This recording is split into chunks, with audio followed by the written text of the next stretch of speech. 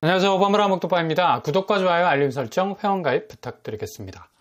거래량이 장난 아니라고 지금 3월은 완전히 반등의 분기점이 될 거라고 4,000건 넘은 거래량 보고 지금 온갖 세상의 찬사가 쏟아지고 있는데 이걸 보고 또 귀가 솔깃할 수도 있어요. 정말 이렇게 거래량이 늘어서 완전히 평상시대로 부동산 시장이 다시 상승 추세로 가는 바람에 벼락거지라는 간판을 이마에 달지는 않을까라는 또 그런 불안감도 들 수 있습니다. 이거 무조건 충격과 공포에 부동산 토끼몰이 전형적인 수법인데 이런 심리전에 말리시면 안 돼요. 전체적인 그림을 보면서 지금의 추이를 지켜보셔야 된다는 얘기죠. 근데 중요한 건 거래량도 중요하겠지만 무엇보다도 거래의 질입니다. 어떤 거래들이 줄을 이루면서 지금의 4,000건 남짓한 상한선을 넘어섰나. 오전에도 잠깐 언급해드린 대로 지금 늘어난 거래량을 보고 착시 현상 느끼면 안 됩니다. 근시인지 원시인지 아니면 노안인지 제대로 초점이 안 잡히기 시작을 하면 교정이라는 걸 해야 하는데 그게 바로 팩트라는 교정이죠. 거래량 늘어나는 주범은 다름 아닌 노도강 아파트라고 말씀을 드렸었습니다. 실제로 3월 거래량은 2021년 8월 이후로 노원구에서 가장 많이 그냥 댐에서 물이 방류가 되듯이 쏴 소리를 내면서 빠지고 있는데 노원구가 원래 거래가 많은 곳이기도 하죠. 거래 회전율로 따지면 여기가 워낙에 갭투 세력들이 진을 치고 빠지는 곳이어서 평상시에도 엄청난 거래 회전율이 눈알이 핑핑 돌아가는 곳이기도 한데 지금같이 서울 거래가 거의 말라버린 상태에서도 거래가 된다는 건 기존 갭투로 진을 치고 있던 세력들이 위기감을 느끼고 있는 거죠. 다름 아니라 아파트 값이 무진장 빠지고 있거든. 이렇게 빠져서야 본전도 못 친다는 생각이 지배적이라서 그냥 그대로 파킹하고 있던 아파트 시동 걸어서 빨리빨리 빼고 있는 건데 갭2 본전이라도 건지자는 생각에 가장 빠른 속도로 지금 가격을 후려치면서까지 낮추고 있고 소형 평수는 거의 3, 4억대도 나오고 있으니까요.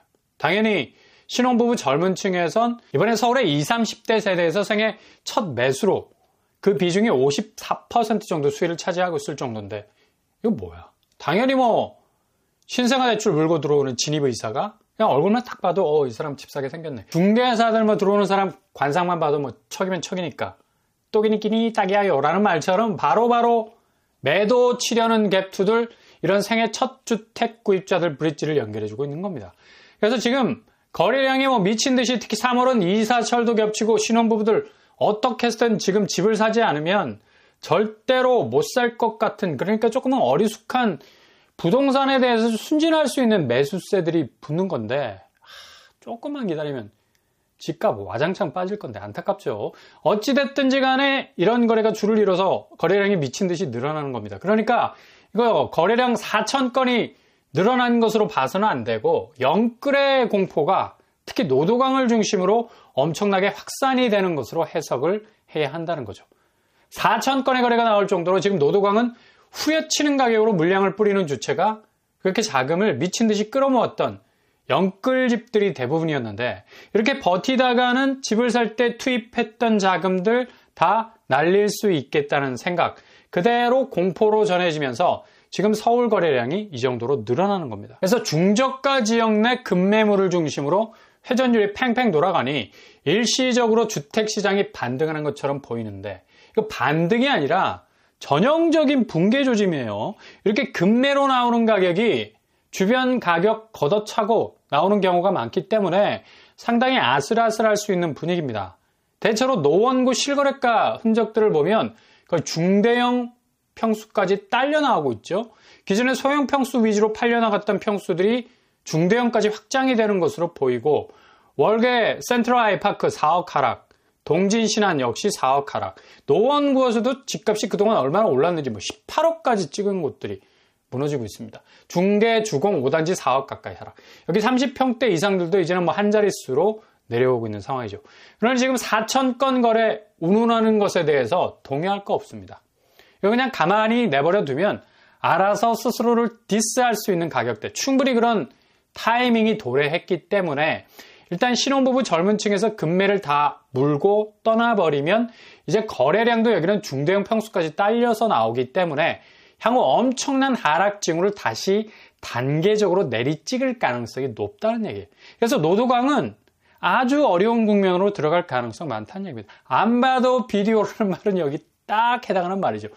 이렇게 거래량 느는 거 좋은 겁니다. 왜냐? 그만큼 급매로 딸려 나오는 물건들이 가격을 낮은 포복하면서 기어 나오기 시작하기 때문에.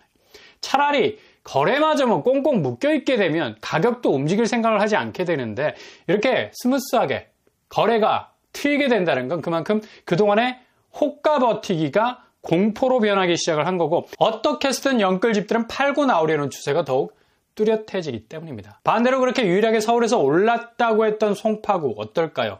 정말 그렇게 집값이 미친 듯이 반등과 상승의 곡선을 외줄타기 하듯이 서울의 모든 자치구가 하락 추세인데도 여기만 올랐을까? 천만의 말씀 만만의 콩떡이죠. 송파구 쪽 실거래를 보면 한 달간 거의 뭐 빠개지는 수준입니다. 송파의 대표 단지 리센트 고점 36억 대비 29억 7억이나 빠지고 있죠. 파크리어 여기도 뭐 거의 다크호스 아닙니까? 매번 송파의 하락 중에 가장 눈에 띄는 아이콘이 되곤 했는데 고점 33억 대비 26억에 거래가 됐어요. 7억 하락. 레이크 팰리스 역시도 고점 24억 대비 19억에 거래. 올림픽 선수 기자촌 역시도 고점 24억 대비 19억에 거래가 됐습니다. 5억 이상의 하락 추세. 송파구 몇몇 거래에서 특히 헬리오시티 같은 곳들 전고점을 회복하는 거래가들이 가끔씩 가뭄에 콩나듯이 홈런을 치는 경우가 있어서 거래가가 막 들쑥날쑥 했었는데 대부분의 송파 아파트들은 재건축을 물고 있는 곳들도 많아서 구축은 상당히 시세적으로 약세를 보이면서 하락 국면을 면치 못하는 걸 볼 수가 있죠.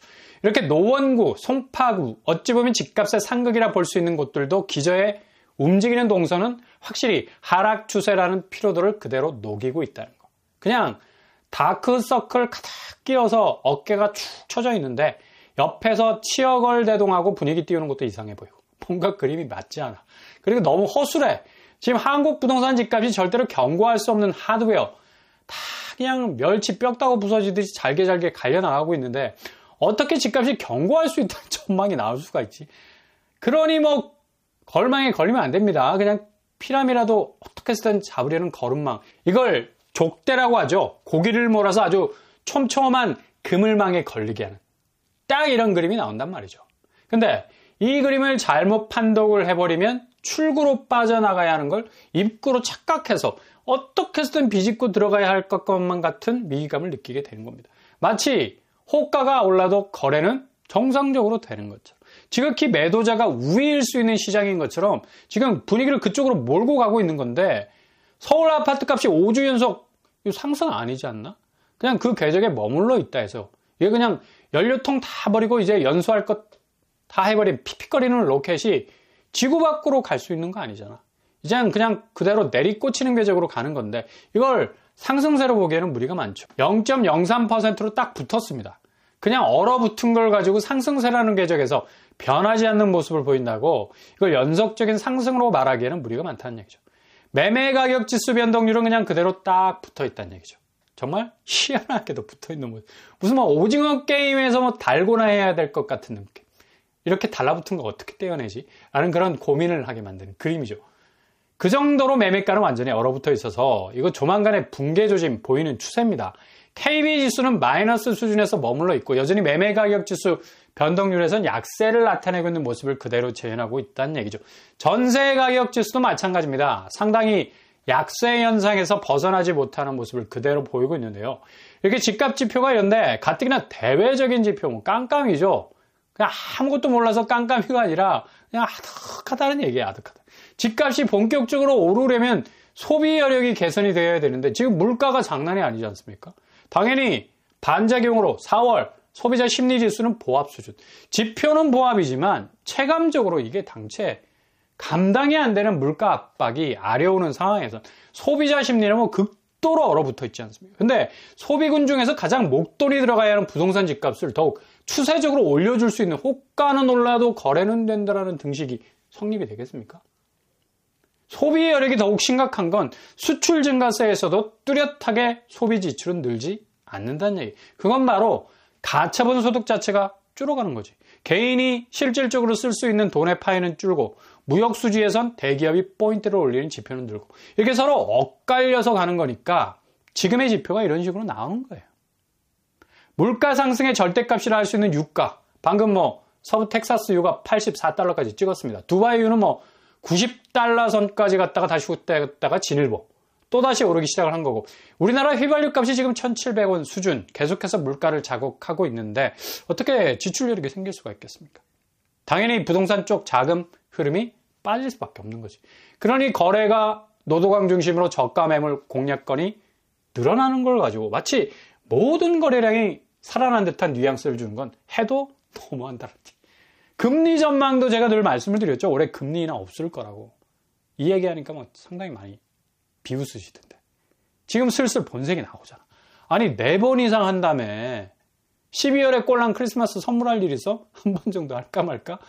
그러다가 선물이라고 열어보면 뻥카일 가능성 클 겁니다. 미국 스태그플레이션 경향이 심해질 것으로도 예상이 돼서 고물가 속의 경제 침체로 갈 가능성 아주 높은 시점에 와 있어요. 그래서 전체적인 그림으로만 봐도 지금 부동산 시장은 한 치 앞도 내다볼 수 없는 상황이라는 얘기예요. 그러니 조금만 인내심을 가지고 전체적인 그림으로 잘 지켜보시면 골든타임 분명하게 잡으실 수 있을 겁니다.